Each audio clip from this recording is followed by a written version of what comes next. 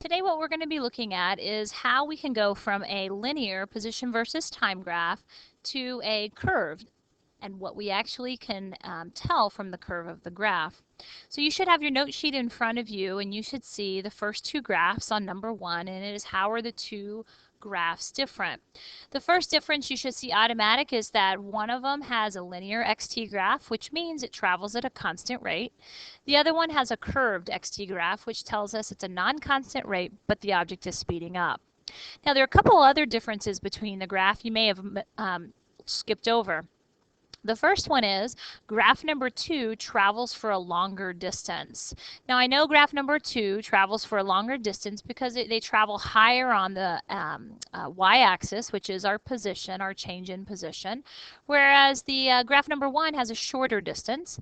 But if you also look, graph number 1 has a longer amount of time. So across the x-axis where the time is, you'll notice that it goes for the full amount of time, whereas the other graph is a shorter distance. So one of the things that's important is to be able to look at a graph and just qualitatively be able to compare how they're moving. There are really only two similarities between these graphs. And the first one is that they both start around xi of 0. So the initial position is 0. And they both travel in a positive direction. Now if you'll take a look at the note sheet that goes along with this, the note sheet follows the lecture that's going to follow. So you want to make sure that as I'm going through the notes, you're filling out the information that you need on the note sheet. So having said that, let's go ahead and go on to the notes PowerPoint. Now the purpose of the PowerPoint today is to just go through how do we analyze a curve graph. Up until now you see that we have a blue line and a green line. The blue line on the XT graph tells us that the speeder is traveling at a constant velocity and the police officer is trying to speed up, and you can tell because the line is getting steeper and steeper and steeper. So if you think back to how you can analyze a linear graph, the first thing that you know is that all you have to do is pick 2 points along that line, shade in your rise, shade in your run, and you can find the slope of the line. Now this is just like the Bubble Lab and the Buggy Car Lab. They're the ones that had these kinds of graphs. And if you look on the first graph, you can pick point 1 and point 2, and it will give you exactly the same slope as if you choose point 1 and point 2 from the second graph. The reason the slope is the same is simply because the velocity is constant. So it does not matter which 2 points you select. The first slope is going to equal the second slope because it is a constant velocity graph.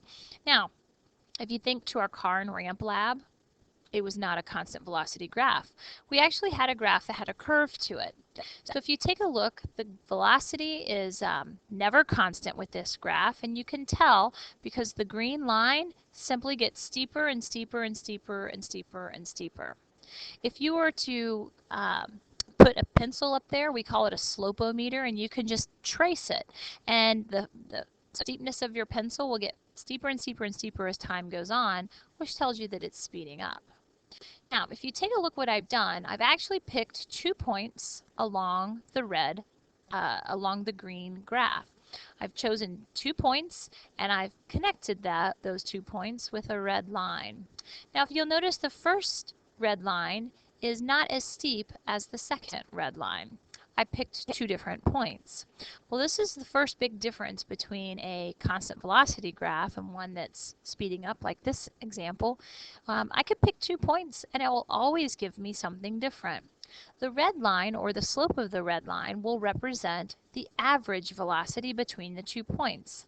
So if you notice, the slope on the first graph is not as steep as the red line slope on the second graph because the average is a lot faster as the car continues to move. Now what we want is we really don't want an average velocity. We want an exact velocity, and so we're going to talk about how we can get that today. Now back to what an average velocity is. Remember that if you take 2 points and connect it with a red line and we were to find the slope of that line, basically it would give me what we call an average velocity. It's the same thing as taking your total distance and you're dividing it by your total time. Now, part of the object could be traveling faster and part of the time the object could be traveling slower. So for example, take a look at the blue arrow. When the blue arrow is pointing to this position on the graph, do you think that you're traveling faster than the average velocity, or are you traveling slower? Well, if you hold your pen up there, you'll notice you are traveling slower. It's not as steep as the red line. However, a little bit higher, that's going to be faster than the average. The average typically will occur somewhere during that middle of that time interval.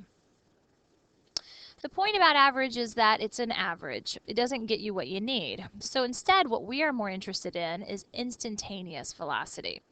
Instantaneous velocity is the exact velocity at one particular moment in time. It's way more exact than an average. It will give me one specific number that correlates to one specific velocity. Now, the way we find instantaneous velocity is we start with an average. So on the graph, the red line, as we've already stated, represents the average velocity. It's the average that happens around time 1.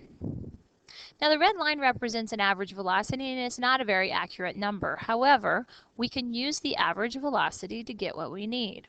So what I'm going to do is I'm simply going to take those 2 points and I'm going to move them a little bit closer together. So now, if I can move those 2 points closer and closer together, it's going to get it to the instantaneous velocity, or at least closer to the instantaneous velocity. Now, right now, I have my points here and here, but I can still move them even closer. If I move them even closer together and I have a red line, it's going to get us closer where we want to be. We want to find the instantaneous velocity. However, we're not quite there. There's one last step. If I can take those 2 points on my graph and I can smush them together to one that occurs at time 1, then the resultant line is called a tangent line. Now, if we narrow those points down to just a dot, and then that line that results, that's what we call a tangent line. And the tangent line is special because if we were to find the slope of the tangent line is going to give me the exact velocity at that one moment in time. So at that time 1, if I found the slope of that line, it will tell me exactly how fast I'm traveling at time 1. So there will be no average velocity anymore.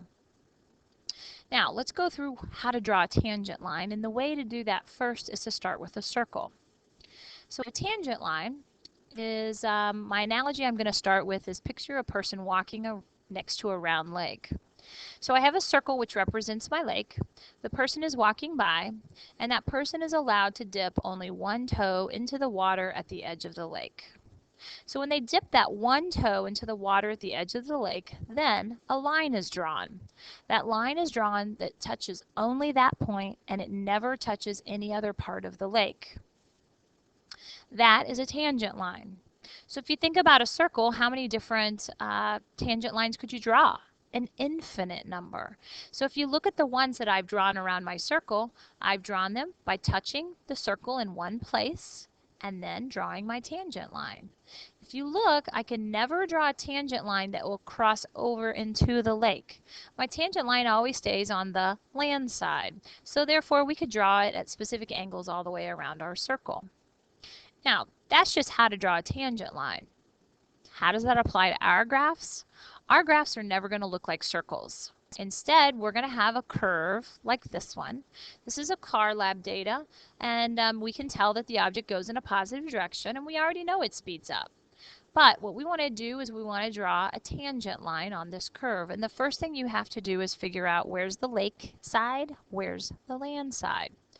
The easiest way to understand which one's the lake and land is the curve side holds the water. So the lake side is on the top part of the graph, whereas the land side is on the bottom part.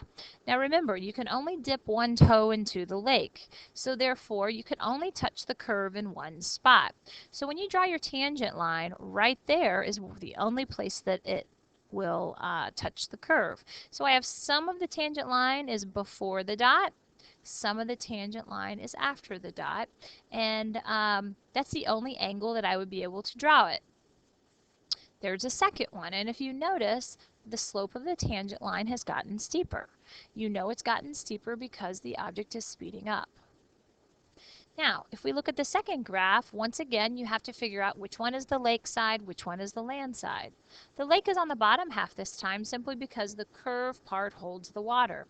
So if you look at these tangents, touch the curve in one spot, touch the curve in one spot, and the slope of that tangent is going to get less steep each time, which tells me I'm slowing down. So there are two questions that we ask about this, and the first one is, what direction does the object move? As already stated, these go uphill. Now both graphs go uphill, however, and that tells me that both are traveling a positive direction. However, the velocities are not the same. In the first graph, the velocities get steeper and steeper and steeper, which tells me that the object is getting faster and faster and faster. So it is traveling a positive direction and it is speeding up. The second graph is still traveling a positive direction, however, this time it is actually slowing down.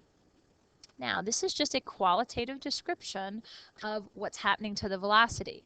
If I wanted to actually come up with real numbers, then I would just simply have to find the slope of the tangent line.